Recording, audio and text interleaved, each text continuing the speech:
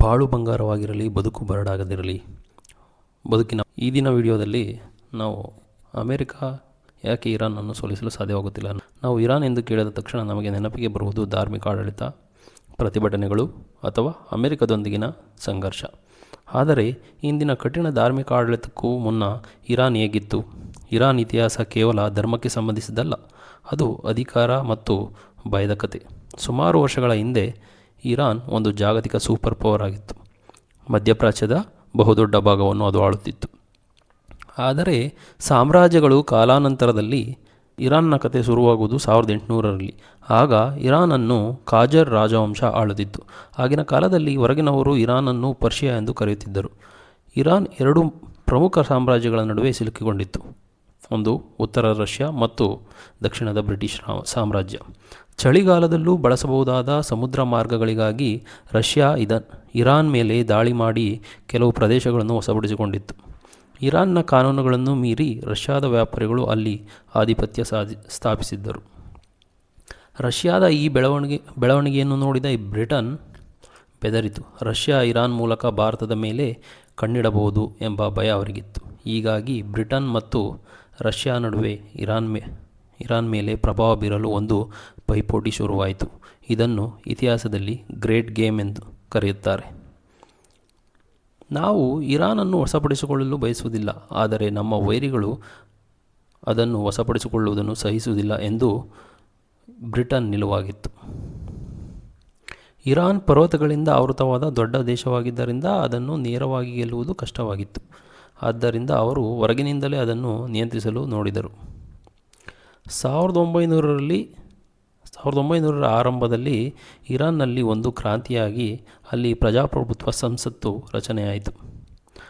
ಆದರೆ ವಿದೇಶಿ ಶಕ್ತಿಗಳಿಗೆ ಇದು ಇಷ್ಟವಾಗಲಿಲ್ಲ. ವಿಶೇಷವಾಗಿ ರಷ್ಯಾ ತನ್ನ ಸೈನ್ಯವನ್ನು ಕಳುಹಿಸಿ ಇರಾನ್ ಸಂಸತ್ತಿನ ಮೇಲೆ ಫಿರಂಗಿ ದಾಳಿ ನಡೆಸಿ ನೂರಾರು ಜನಪ್ರತಿನಿಧಿಗಳನ್ನು ಕೊಂದಿತ್ತು. ಇದಾದ ಕೆಲವೇ ವರ್ಷಗಳಲ್ಲಿ, ಅಂದರೆ 1908ರಲ್ಲಿ ಇರಾನ್ನಲ್ಲಿ ತೈಲ ಪತ್ತೆಯಾಯಿತು. ಬ್ರಿಟಿಷ್ ನೌಕಾಪಡೆಗೆ ತೈಲವು ಅತ್ಯಂತ ಪ್ರಮುಖ ಇಂಧನವಾಗಿದ್ದರಿಂದ ಇರಾನ್ ಬ್ರಿಟನ್ಗೆ ಜಾಗತಿಕವಾಗಿ ಅತ್ಯಂತ ಮೌಲ್ಯಯುತವಾದ ಪ್ರದೇಶವಾಯಿತು. ಇಂದು ನಾವು ಬಲ್ಲ BP ಬ್ರಿಟಿಷ್ ಪೆಟ್ರೋಲಿಯಂ ಕಂಪನಿ ಅಂದು ಇರಾನ್ನಲ್ಲಿ ಹುಟ್ಟಿಕೊಂಡಿದ್ದು. ಮೊದಲ ಮಹಾಯುದ್ಧದ ನಂತರ ಇರಾನ್ನ ಸೈನಿಕನೊಬ್ಬ ಅಧಿಕಾರಕ್ಕೆ ಬಂದನು. ಅವನೇ ರೇಜಾ ಶಾ. ಅವನು ಇರಾನ್ನ ಹಳೆಯ ವೈಭವವನ್ನು ಮರಳಿ ತರಲು ಬಯಸಿದನು. ಅವನು ಧರ್ಮದ ಪ್ರಭಾವವನ್ನು ಕಡಿಮೆ ಮಾಡಿ ಸೆಕ್ಯುಲರ್ ಆಡಳಿತ ತರಲು ಯತ್ನಿಸಿದನು. 1936ರಲ್ಲಿ ಮಹಿಳೆಯರು ಬುರ್ಕಾ ಅಥವಾ ಹಿಜಾಬ್ ಧರಿಸುವುದನ್ನು ನಿಷೇಧಿಸಿದನು.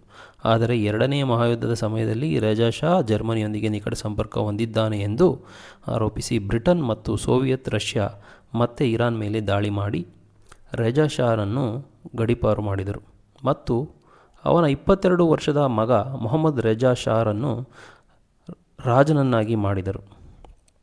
1951ರಲ್ಲಿ ಇರಾನ್ನ ಪ್ರಧಾನಮಂತ್ರಿಯಾಗಿ ಮೊಹಮ್ಮದ್ ಮೊಸ್ದೆಕ್ ಅಧಿಕಾರಕ್ಕೆ ಬಂದರು. ಅವರು ಅತ್ಯಂತ ಜನಪ್ರಿಯ ನಾಯಕರಾಗಿದ್ದರು. ಅವರ ಮುಖ್ಯ ಗುರಿ ಇರಾನ್ನ ತೈಲವನ್ನು ವಿದೇಶಿಯರ ಕೈಯಿಂದ ಮುಕ್ತಗೊಳಿಸುವುದಾಗಿತ್ತು. ಅವರು ತೈಲ ಕಂಪನಿಯನ್ನು ರಾಷ್ಟ್ರೀಕರಣಗೊಳಿಸಿದರು. ಇದರಿಂದ ಕೋಪಗೊಂಡ ಬ್ರಿಟನ್ ಅಮೆರಿಕದ ಸಹಾಯವನ್ನು ಕೋರಿತು.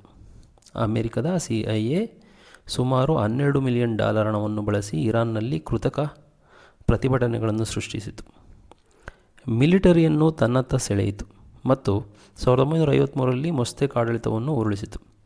ಪ್ರಜಾಪ್ರಭುತ್ವದಿಂದ ಆರಿಸಲ್ಪಟ್ಟ ನಾಯಕನನ್ನು ಜೈಲಿಗಟ್ಟಿ ಅಮೆರಿಕದ ಕೈಗೊಂಬೆಯಾಗಿದ್ದ ಶಾನಿಗೆ ಮತ್ತೆ ಸಂಪೂರ್ಣ ಅಧಿಕಾರ ನೀಡಲಾಯಿತು. ಶಾನ ಆಡಳಿತದಲ್ಲಿ ಅಮೆರಿಕನರಿಗೆ ಇರಾನ್ನಲ್ಲಿ ಸಂಪೂರ್ಣ ರಕ್ಷಣೆ ಇತ್ತು.